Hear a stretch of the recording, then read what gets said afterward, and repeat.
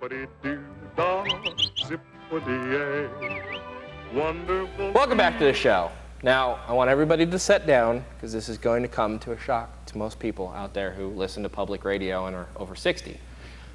Don Imus said something racially insensitive and inappropriate. I know this is the first time he's done it in the last 5 minutes of his show because he's been saying this for the last 30 years. But now all of a sudden, because apparently Al Sharpton's having a bad hair day, it's a problem. Joined once again by my racially sensitive Marcus Campbell. Hello. Correct, you love women's basketball, I know that for a fact. Yeah. You love the Rutgers women. We love the Rutgers women. Yeah, Don't want to say anything about them. You can insult Jesus, but if you insult the Rutgers women. Yeah. Here's my thing, Marcus, about this. Is what he said inappropriate? Mildly. Mm-hmm. Is it rude? Yes. Has he been saying this stuff for the last 30 years? Yeah. Correct. My problem with this is not so much that they fired him. It's that for years, you've been kind of a cohabitator for him. You know, it's like, oh, that crazy Don Imus. Politicians come on the show. Everybody knows your stick. Mm-hmm. It's cute, it's cuddly, and now, all of a sudden, out of nowhere, one word, 2 words, turns it from kind of cute and cuddly and a little bit edgy to racist. Yeah. What happened here? I have no idea. And it's amazing, how those couple little words, can all of a sudden end a guy's career that he's, been doing the same thing over and over again. And the one thing you got to give Don Imus credit for, he's an equal opportunity offender in his bigotry. And yes, I've heard it. You could certainly say that it's crossing a line. Most of the stuff I would never do. There's subtler ways of being that coy than what he ever pointed out. But how is it all of a sudden, is it the fact that somebody made an example that it's because the Rutgers women, they're kind of innocent bystanders in this? My theory is somebody had to want to get Imus out of there. Yeah. Somebody had been waiting for this chance to get him out of there. But don't you agree that if he's been doing this for 30 some odd years, if the guy has basically been given carte blanche, I mean, it'd be like you and I. If you and I have been given a standard that we're supposed to keep, this is what you're allowed to say, and we get away with it, and we get away with it.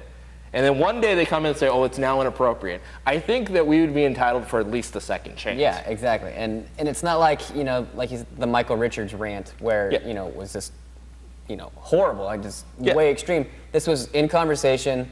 He, spoke, said these words, and then kept going. Yes. And it wasn't like, he stopped and like, oh crap, I just said something, and immediate apologies. No. It wasn't something that he thought was, super bad. I mean, it might have been in bad taste. No. But like you said, it's his routine. Mm-hmm. He assumed it was something that he'd been doing for so long that it wasn't a big deal. So now all of a sudden, it's a thing. Yeah. Well, and this is the thing, as you pointed out with the Michael Richards thing, I find it really interesting how offended we get by words. The Michael Richards is a classic example. They keep focusing on that nasty N-word that he shot out. That wasn't nearly as offensive as the comment he made before that, pretty much inciting about what we could used to be able to do, the liberties we could do to African Americans, and how he kind of missed those days. See, that's the offensive part. The N-word, which, no offense, every rapper in their damn dev made into a nice little word at this point in time, is not nearly as offensive as the intent of this. You're right. Here Don Imus makes sort of an offhand comment. He doesn't go into a tirade about this. Yeah. This is the world's worst thing. That's what always bothers me when we put all these powers in these bad words, is that we're really taking away what we should be working on, the intent of what the person's saying. What is the person's intention? And I think that's what's being missed here. I think Don Imus has said far worse things in the senses of his intentions. I think he's went on rants that are far more abusive. He has a history of being abusive with guests. He has a history of being rude and disrespectful. I think that's far worse than making the occasional dumb comment. Yeah. But we in this society, the Al Sharptons of the world, why this man has no credibility, I don't know. We have to focus on it. It's this short attention span. Is it the attention span of our country? We got to focus. We can't focus on a tirade because that'll allow us to think. We have to look at those 2 words. And then pick it apart, you know, forever. And what he said, like I said, it wasn't bad taste. But, I mean, if he'd worded it differently, it would have been, brilliant in the conversation that they were having. He was saying that the team they were playing was, the powder puffy blonde ponytails, and then Rutgers comes in the court looking, they've, the tattoos, and they look tough and rough and, this and that. Which is true. I mean, you compare it, he just happened to slip in, and I think you mentioned earlier, everyone's, freaking out over the word nappy-headed. He called him hose. Nobody seems to remember that. I thought that was, the bad word too. What I find funny is he apparently can't say this word. I feel okay about saying nappy-headed hose at this point in time because Brian Williams, Matt Launer, and everybody has said it.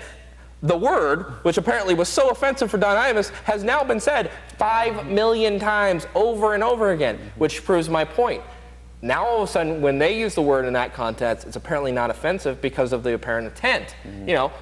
But that's why I find it so absurd how much power we put in a couple of words, you know. And that's what we have to focus here. We know Don Imus is going to be fine. In a year, he's going to be on satellite radio, and he's going to be saying all the stuff he said before, and Al Sharpton will have somebody new to pick on.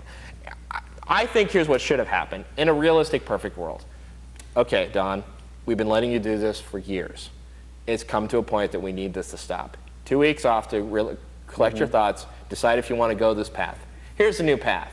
Here's the new guidelines you have to follow. If you want to follow them, hey, you can continue doing your show. I'd be fine with that, you know, and then he screws up again. But what happened here, unfortunately, was the Sharptons of the world basically got on the sponsors, and once you lose the sponsors, you lose Imus. But let's all pretend that in 2 more weeks, this is going to be a slow news story, and something else is going to move on, and Don Imus will be back on the radio saying all the stuff he said before, which is probably more harmful than those 2 words. In 2 weeks, I won't even know who Don Imus is. Yeah. So, yeah, I'm saying, did you know who Don Imus was before I've heard that? of him, but not as much as, you know, it's been stuffed down my throat the past month or so. Exactly. It's best PR he's probably had in years. All right, that's all for the show this week. I'd like to thank Marcus Campbell, and really, quite frankly, I don't know who else is going to be on the show. I'll take all the credit in the world. Right now, it's the Marcus Campbell Show. So Excellent. Welcome him back, folks. Yeah. Good time. All right, we'll see you next time for more Tales from the Anti-Man and Marcus.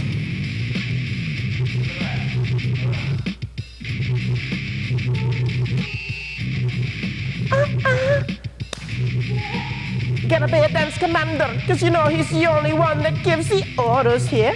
Alright!